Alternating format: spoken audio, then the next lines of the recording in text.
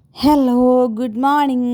ഇന്ന് രാവിലെ തന്നെ പറപ്പൂർ വീട്ടിലാണ് കേട്ടോ ഗൈസ്. അപ്പോൾ അവിടെ നിന്ന് ആരാധ്യ മോൾക്ക് DCLൻ്റെ എക്സാം ഉണ്ട്, അത് പഠിക്കാമെന്നൊക്കെ ഞാൻ പറഞ്ഞിട്ടുണ്ടായിരുന്നില്ലേ. അപ്പോൾ അതിൻ്റെ എക്സാമിന് പോവാണ് കേട്ടോ. അപ്പോൾ അമ്മ നല്ല മുരിഞ്ഞ ദോശയൊക്കെ ഉണ്ടാക്കി നെയ്യൊക്കെ പരട്ടിയിട്ട് ഉണ്ടാക്കി തന്നിട്ടുണ്ട് കേട്ടോ. അപ്പോൾ അതൊക്കെ കഴിക്കുകയാണ്. ആരാധ്യ മോൾ കുറച്ചൊക്കെ കഴിച്ച് അങ്ങനെ ഞങ്ങൾ പോകാനുള്ള പരിപാടിയാണ്. ബസ്സിലാണ് കേട്ടോ പോണത്. അപ്പോൾ അമൽമോനും ഉണ്ട്. അമൽമോൻ എൻ്റെ കൂടെ വന്നിട്ട് കുറച്ച് ഞങ്ങളുടെ എക്സാമൊക്കെ കഴിഞ്ഞ് തിരിച്ച് വരുന്ന വഴിക്ക് അവന് ടർഫിൽ കളിക്കാനായിട്ട് പോകണം കേട്ടോ. അപ്പോൾ പിള്ളേഴ്സൊക്കെ കൂടി ടർഫിൽ ഒരുമിച്ച് കളിക്കാം എന്നൊക്കെ പറഞ്ഞിട്ട് പ്ലാൻ ഇട്ടിട്ടുണ്ട് അവർ.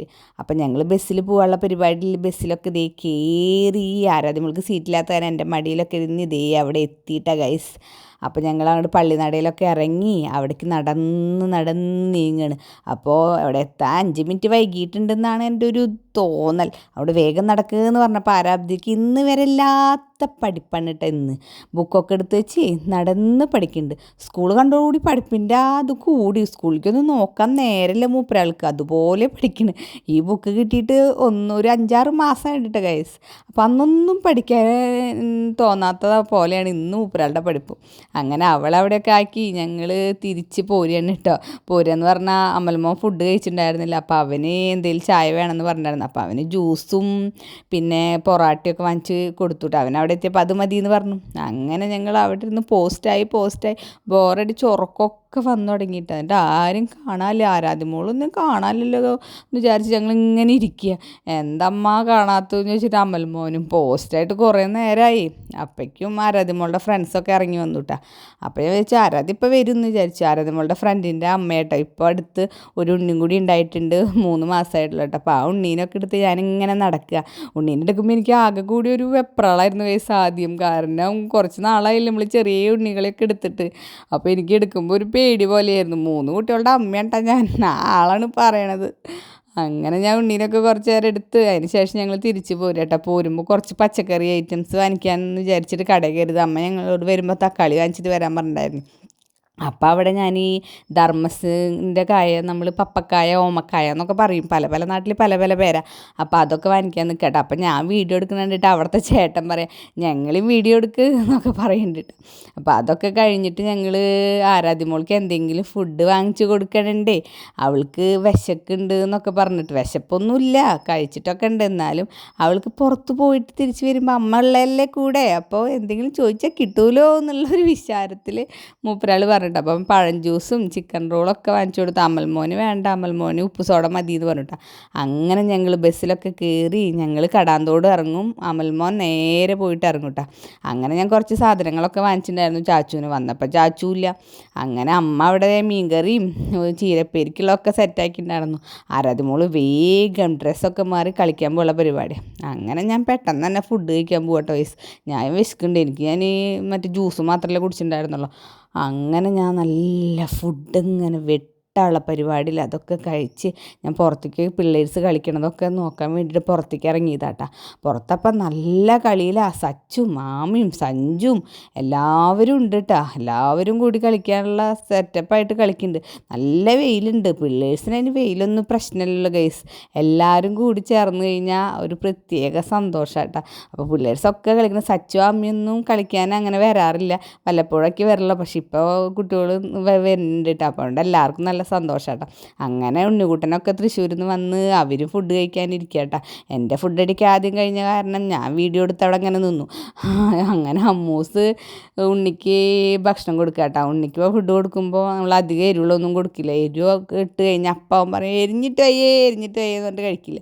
അതുകൊണ്ട് അവന് തൈരൊക്കെ ആയിട്ടാണ് കഴിക്കുന്നത്. അങ്ങനെ അനയുട്ടനെയും കൊടുക്കുന്നുണ്ടായിരുന്നു. അപ്പം അനയുട്ടനും എല്ലാവരും ഇരുന്ന് ഫുഡ് കഴിക്കട്ടെ. അപ്പം ഞാൻ വരുമ്പോൾ വാങ്ങിച്ചിട്ടുണ്ടായിരുന്ന ധർമ്മസും കായ മുറിച്ചിട്ടുണ്ടായിരുന്നു. അപ്പോൾ ചാച്ചുട്ടൻ്റെ അത് നല്ല ഇഷ്ടമായിട്ടാണ്. ചാച്ചുട്ട അത് മുഴുവൻ ചാച്ചുട്ടൻ കഴിച്ചിട്ടുണ്ട്. അങ്ങനെ ഞാൻ കുറച്ച് നേരം കിടന്നൊക്കെ ഉറങ്ങി. എണീറ്റ് വരുമ്പോഴേക്കും ഇതേ അമ്മ ചിക്കൻ കറിക്കുള്ളതൊക്കെ കൂട്ടി, ചിക്കൻ വറക്കാനുള്ളതൊക്കെ കൂട്ടി വെച്ചിട്ടുണ്ട്. പിന്നെ ഉണ്ണിയപ്പം ഉണ്ടാക്കാൻ വേണ്ടിയിട്ടൊക്കെ സെറ്റാക്കി ഇരിക്കുന്നുണ്ട് കേട്ടോ. അപ്പം ഞാൻ പോയിട്ട് അത് വേഗം വറുത്ത് ഉണ്ണിയപ്പത്തിലേക്ക് ഇടാൻ വേണ്ടിയിട്ട് ഇങ്ങനെ ആക്കിയിട്ടാണ് നമ്മുടെ നെയ്യിലിട്ട വറക്കണത്. അപ്പോൾ ഉറക്കത്തിൻ്റെ ക്ഷീണത്തിലാണ് ഞാൻ വന്ന് വറക്കണത്. എന്നാലും ഞാൻ വറുത്തിട്ട് ഇതായ അമ്മയും ചോദിച്ചപ്പോൾ അങ്ങനെയല്ല, നന്നായി ചോക്ക വറക്കണം എന്നൊക്കെ പറഞ്ഞിട്ട് വറുത്തു കിട്ടാം. അങ്ങനെ അമ്മ അപ്പുറത്ത് ചോറിനൊക്കെ തീപ്പൂട്ടുണ്ട്.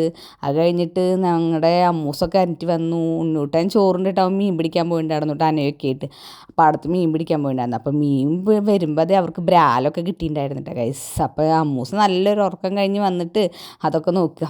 അങ്ങനെ അതൊക്കെ കഴിഞ്ഞിട്ട് ഉണ്ണൂട്ടിൻ്റെ തലയിൽ എണ്ണ ചൂടാക്കിയിട്ട് തേച്ച് കൊടുക്കാൻ പറഞ്ഞിട്ടുണ്ടായിരുന്നു. അമ്മ നല്ല വെളിച്ചെണ്ണ അമ്മ തേക്കുക, നമ്മളെ കാച്ചി വെക്കണം വെളിച്ചെണ്ണ, നല്ല മണം ഉണ്ടായിരുന്നു കേട്ടോ.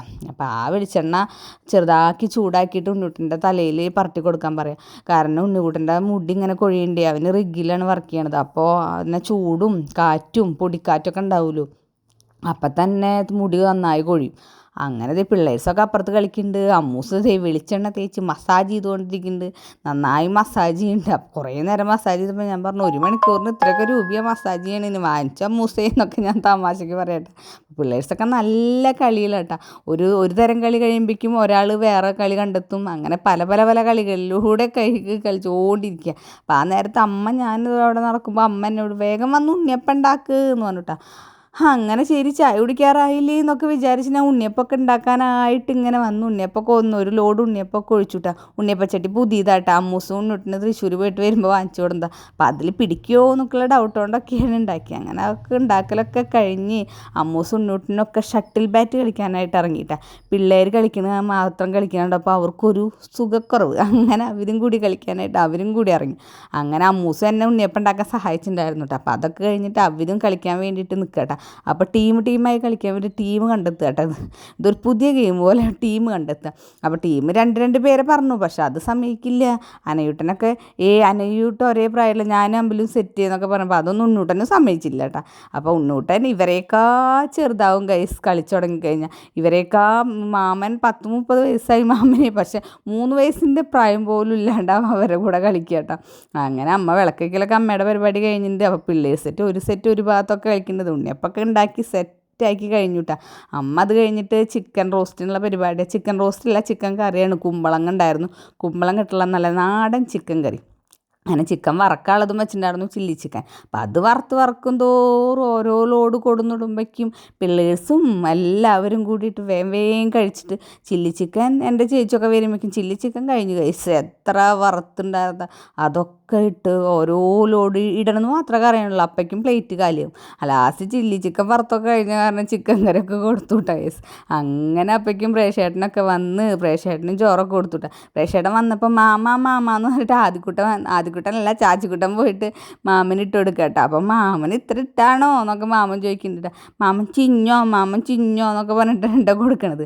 അപ്പോഴേക്കും ഇവിടെ ചേച്ചി എത്തിയിട്ടാ. ചേച്ചി വരുമ്പോഴേക്കും ചിക്കൻ്റെ റോസ്റ്റൊക്കെ ചിക്കൻ റോസ്റ്റല്ല, ചിക്കൻ വറുത്തൊക്കെ ഒരു തീരുമാനമായിട്ടുണ്ട്.